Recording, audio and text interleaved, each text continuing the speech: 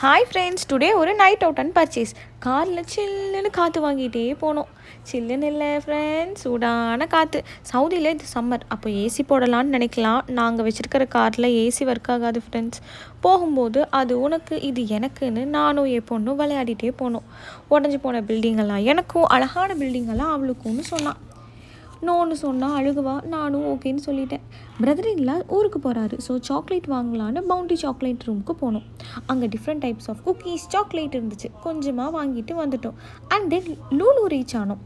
அங்கே போய் எங்களுக்கு தேவையான க்ராசரி, பின்ன மீட், ஃபிஷ்ஷுன்னு வாங்கினோம்.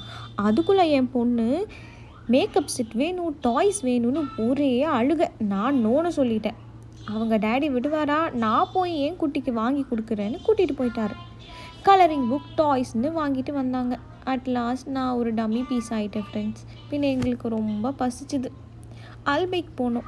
அல்பைக் போய் பர்கர், நக்கட்ஸ்னு பார்சல் வாங்கினோம். பார்சல் வாங்கிட்டு அந்த சூடான காற்றுல ரிட்டர்ன்.